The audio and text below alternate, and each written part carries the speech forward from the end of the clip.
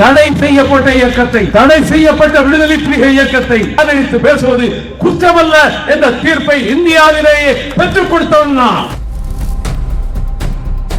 துப்பாக்கி சூடு நடத்தினார்களே, அவர்களுக்கு உத்தரவிட்ட எஜமானன் யார்? 16 பேர் கொல்லப்பட்டிருக்கிறார்கள். 13 பேர் சிந்திய ரத்தத்துக்கு நீதி வேண்டும். எனக்கும் பயந்தவன் அல்ல mister SP. You don't know the history of Mr. Vaiko. பிரதமர் அவர்களே, தனவள உற்பத்தியில் உங்கள் அக்கறை இருக்கிறதே, உங்கள் குஜராத்திலே அதை ஏன் நீங்கள் தரக்கூடாது? உங்கள் பிஜேபி ஆட்சி செய்கிற மாநிலங்களிலே ஏன் தொடங்கக்கூடாது? மராட்டியின் பக்கம் போக முடியாது, செருப்பால் என்பானவன் ஒன்றை. மத்திய பிரதேசம், உத்தர பிரதேசம் கண்ணுக்கு தெரியலையா? என்ன தமிழ்நாடு தான் கிடைத்ததா? இப்பொழுது கிரீன் காப்பர் என்று சொல்லிக்கொண்டு ஒப்பந்தக்காரர்களை எல்லாம் அழைத்து உனக்கு லட்சக்கணக்கிலே வருமானம் கூட்டுகிற கான்ட்ராக்ட் உடனே கிடைக்கும். மற்றவர்களை அழைத்து உங்களுக்கு என்னென்ன தேவைகளோ அவளையும் செய்து தருகிறோம். தெருவுக்கு தெரு லைப்ரரி, தெருவுக்கு தெரு ஹாஸ்பிட்டல், தெருவுக்கு தெரு பள்ளிக்கூடம் எல்லாம் ஸ்டெர்லைட் செய்து இருக்கும். உங்கள் வீட்டில் ஒவ்வொரு பிள்ளைக்கும் வேலை கொடுக்கப்படும். நான் மக்களை குறை சொல்லவில்லை. பாவம் அப்பாவி மக்கள் இந்த ஆசை வார்த்தைகளால் அவர்கள் மயங்கி கிடக்கிறார்கள். ஆனால் தூத்துக்குடி மக்களே, உங்களுக்காக, உங்கள் நலனை காப்பதற்காக என் உயிரை பணயம் வைத்துக் கொண்டு போராடியவன் ஒரு இந்தியாவின் தலை சிறந்த டாக்டர் சொன்னார் என்னை அழைத்து, நீங்க உலக கோடீஸ்வரனை எதுக்குறீங்களே, I am very much concerned about your treasure and safety and security. உங்கள் பாதுகாப்பில் நான் கவலை கொள்கிறேன். எதுக்கு உலக கோடீஸ்வரனை நீங்கள் எதுக்கிறீர்கள்? அவன் யாரையுமே காலம் அழைத்து போடுவான். அதிமுக அரசு கைவசப்படுத்தப்பட்டது. திமுக அரசு இருக்கிற போதும் அபிடவிட் தாக்கல் செய்த அரசு வழக்கறிஞர் ஸ்டெர்லைட்டினுடைய அத்தனை நிபந்தனைகளையும் அரசு ஏற்றுக்கொண்டு விட்டதாக அபிடவிட் தாக்கல் செய்தார். நீ ஸ்டெர்லைட்டுக்கு வைக்கிறா, தமிழ்நாட்டுக்கு வைக்கிறா என்று நீதிபதி கேட்டார். ஆக அந்த ஆட்சியிலும் ஸ்டெர்லைட்டுக்கு இடம் கிடைத்தது. இப்பொழுது சில நிபந்தனை, சில கேள்விகளை பேர் வைத்திருக்கிறார். அந்த 101 பேர் மீது போடப்பட்ட வழக்குகளை உடனே திரும்ப பெறுங்கள். மாண்புமிகு முதலமைச்சர் அவர்களுக்கு வேண்டுகோள் விடுத்திருக்கிறார். குற்றச்சாட்டுக்கு ஆளாகி இருக்கக்கூடிய காவல்துறை அதிகாரிகள் மீது வழக்கு பதிவு செய்யப்பட்டு, பணியிடை நீக்கம் செய்யப்பட்டு, அவர்கள் கைது செய்யப்பட்டு காராகிரகத்திலே அடைக்க வேண்டும். இது ஹென்றி பேருடைய கோரிக்கை மட்டுமல்ல, நீதி கேட்கிறவர்களின் கோரிக்கை. இந்த கோரிக்கை பரிசீலனை செய்வார்கள் நான் நம்புகிறேன். காரணம், 13 பேர் துப்பாக்கி சூட்டிலே ஸ்னோலின், ஆண்டனி செல்வராஜ், கிராஸ்டன், கங்கையா, கார்த்தி, காளியப்பன், ஜான்சி, ரஞ்சித், பரத், தமிழரசன், ஜெயராம், செல்வசேகர், வள்ளியம்மாள் 13 பேர். பின்னர் சண்முகம், மணிராஜ், கடைசியில் ஜஸ்டின் 16 பேர் கொல்லப்பட்டிருக்கிறார்கள். 13 பேர் சிந்திய ரத்தத்திற்கு நீதி வேண்டும். இவர்கள் சாவுக்கு காரணமாக இருந்து துப்பாக்கி சூடு நடத்தினார்களே, அந்த காவலர்கள் கைது செய்யப்பட வேண்டும். அவர்களுக்கு உத்தரவிட்ட எஜமானன் யார்? அவர்கள் கைது, வழக்கு பதிவு செய்யப்பட்டு கைது செய்யப்பட வேண்டும். இந்த ஊர்ல ஒரு எஸ்பி வந்திருக்கிறார். இப்ப ஒரு நார்த் இந்தியன் எஸ்பி, அவர் பேர் என்னங்க?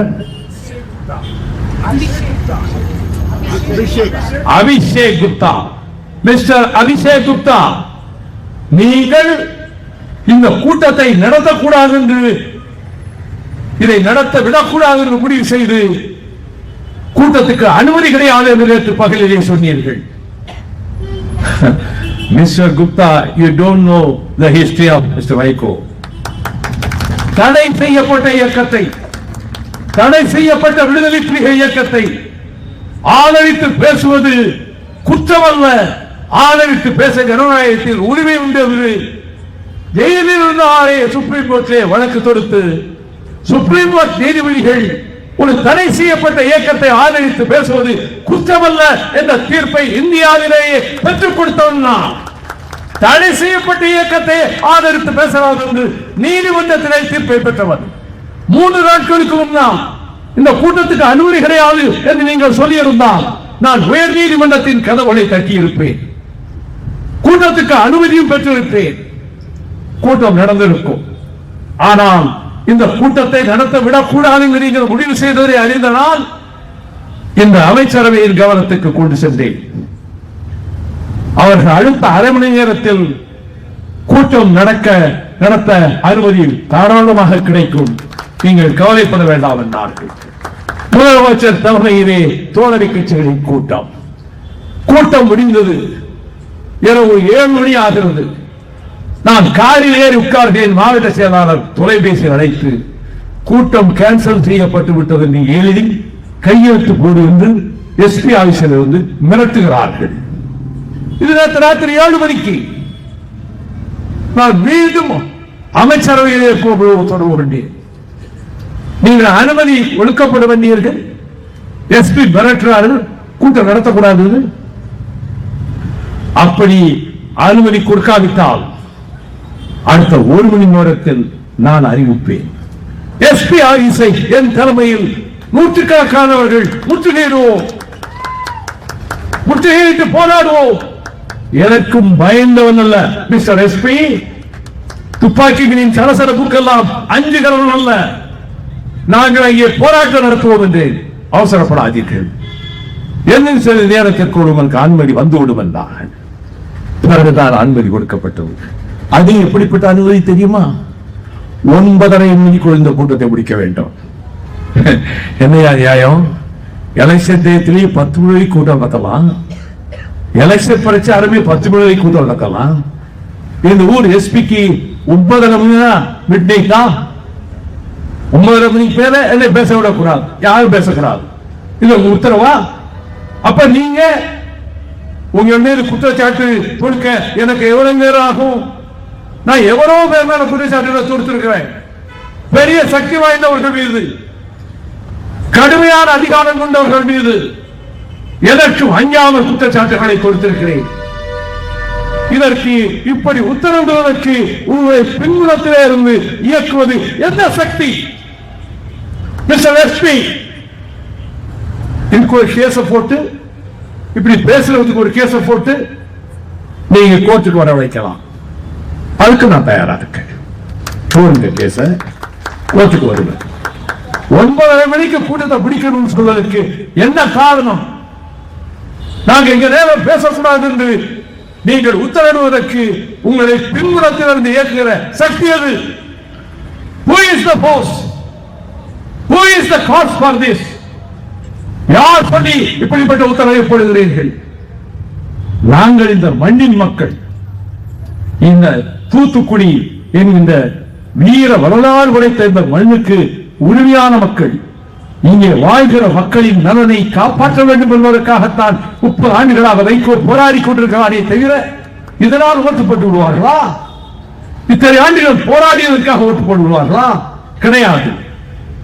வேலிக்கர் விவரத்தை வெட்டுகிறேன், ஒரு ஓட்டு கிடைக்குமா? கிடையாது. ஆனால் டெவின்ஸ்ரீ பேச்சடி என்று உலகம் அழைக்கின்ற இந்த வேலிக்காத்தான் மரங்களை அடியோடு அகற்றாவிட்டால் விவசாயம் அழிந்து போகும், சுற்றுச்சூழல் அழிந்து போகும், பிராணவாயை உறுதிக் கொள்ளும், கரிமுறவாயை வெளியே செல்லும், பறவைகள் சூடு விட்டாது, ஆடுகள் மாடுகள் நிலையில் தங்காது, சிறை பிடிக்காது என்பதற்காக அங்கே போகாது. ஆனால் மொத்த விவசாயத்தை அழைத்துவிடும் இந்த ப்ரொபோசிஸ் யூனிஃபார்மா என்கின்ற வேலிக்காத்தான் என்று அதை அகற்றுவதற்காக நான் வழக்கு தொடுத்த 2015 ஜஸ்டிஸ் செல்வம் நீதிமன்றத்திலே வழக்கு தொடுத்த போது ஜஸ்டிஸ் செல்வம் சொன்னார், தமிழ்நாடு புறாவிலும் அகற்றப்பட வேண்டிய செடி. Why don't you engage yourself? நீங்களே உங்க தோழரை அழைத்துக் கொண்டு இந்த வேலையை நீங்களே செய்யக்கூடாது, மற்றவர்களுக்கு அது ஒரு எடுத்துக்காட்டாக இருக்குமே என்றார் ஜஸ்டிஸ் செல்வம். அதன்படி ஊராக சென்று மாவட்ட வாரியாக சென்று இந்த வேலைக்காத்தான் மனங்களை அகற்றுகிற வேலையிலே நான் ஈடுபட்டேன். ஐடிஐ ஒரு கோர்ட்ல போட்டு சேவ் ஆகிருச்சு. அதுக்கு ஹைகோர்ட்ல ஒவ்வொரு வாயிலாகவும் போனேன். கடைசி நீதிபதி பரத சக்கரவர்த்தியும் நீதிபதி சரத்குமாரும் அருமையான தீர்ப்பை தந்தார்கள். வேலைக்காத்தான் மரங்கள் அடியோடு அகற்றப்பட வேண்டும், அரசாங்கம் நேரடியாக ஈடுபட வேண்டும், அதிகாரிகளை பயன்படுத்த வேண்டும், அதிகாரிகள் அனைவரும் ஈடுபட வேண்டும். ஜஸ்டிஸ் செல்வம் என்ன ஆர்டர் போட்டார்னா எல்லா மேஜிஸ்ட்ரேட்டும் போய் பார்வையிட வேண்டும், எல்லோரும் இதிலே ஈடுபட வேண்டும் என்று சொன்னார். இப்பொழுதும் இந்த நீதிபதிகள் இப்போ 10ஆம் தேதி திரும்ப ஹைகோர்ட் அதே கேஸ் வருது. நல்ல ஆர்டர்ஸ் போட்டிருக்காங்க ஜட்ஜஸ். அந்த வேலையில் ஈடுபட்டிருக்கிறது இதனால் எனக்கு அரசியல் லாபமா? 10 ஓட்டு கிடைக்குமா? அதுக்கு வேகாத வெயில் என்னைய நானே வருத்திக்கிட்டு தோழர்கள் வருத்திக்கிட்டு இதை போய் அகற்று வேலையை ஈடுபடணும். இந்த செந்தமிழ்நாட்டை உயிராக நான் நேசிக்கிறேன். நாம் பிறந்த பொன்னாடி பொருநாடு, இன்னொரு முறை நான் பிறந்து வரப் போவதில்லை.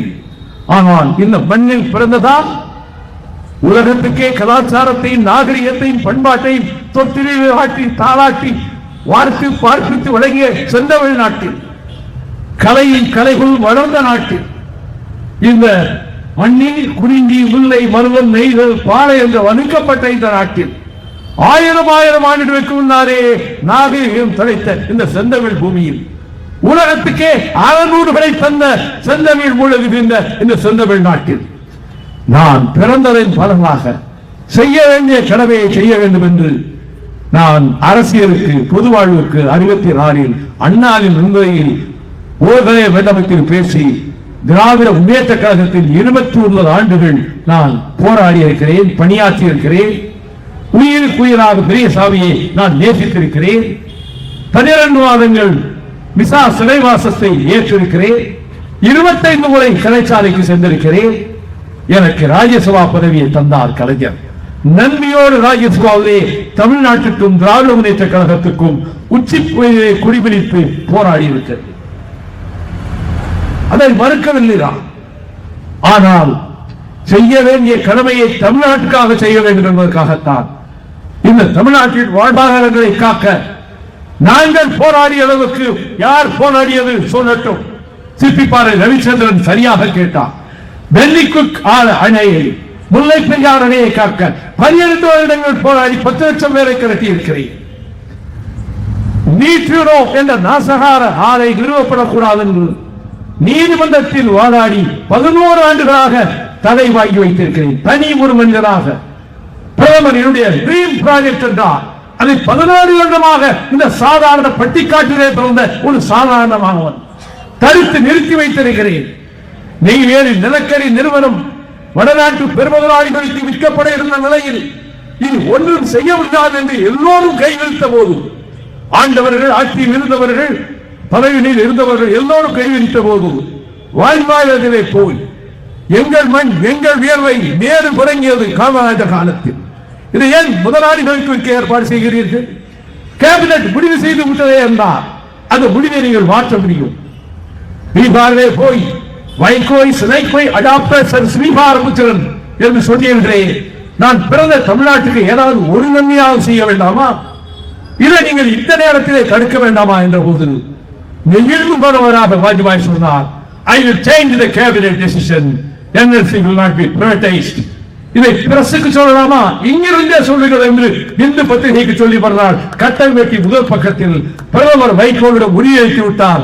NLC will not be privatized. Its investment policy is withdrawn. இதை செயல்படுத்தவன் பெரியார் மையம் இடிக்கப்பட்ட போது அதை கண்டித்து கண்ணீரும் கொம்பலையுமாக வீரமணி வந்த போது அதே பிரதமரிடம் சென்று உங்கள் வடநாட்டு தலைவர்கள் பெயரை எங்கள் தெருக்களிலே சூசி இருக்கிறோம். திலகர் பெயரில், நேரு பெயரில், பட்டேல் பெயரில், ஆசாத் பெயரில், எங்கள் வீர தலைவர்கள் பெயர் தமிழே டெல்லியில் உண்டா? நாங்கள் திராவிட நாடு கேட்டவர்கள். இந்த கட்சி தேர்தலில் போட்டியிடாத திராவிடர் கழகம். எங்களை மீண்டும் அங்கே கொண்டு போய் தள்ளி விடாதீர்கள். இதே வார்த்தையை வாஜ்பாயிடம் சொன்னேன். அவர் கொஞ்சம் பதட்டப்பட வேண்டாம். துறை அமைச்சரை அழைத்தார். வீரமணியும் வைகோவும் வருகிறார்கள். அவர்கள் கேட்கிற எந்த இடமாக இருந்தாலும் உடனே பெரியார் மையம் தொடங்க அனுமதி கொடு. முன்னை விட 100 மடங்கு சரியான இடத்தை பெற்றுக் கொடுத்தவன் இந்த உரிமைக்கு முன்னாலே இருப்பவர்.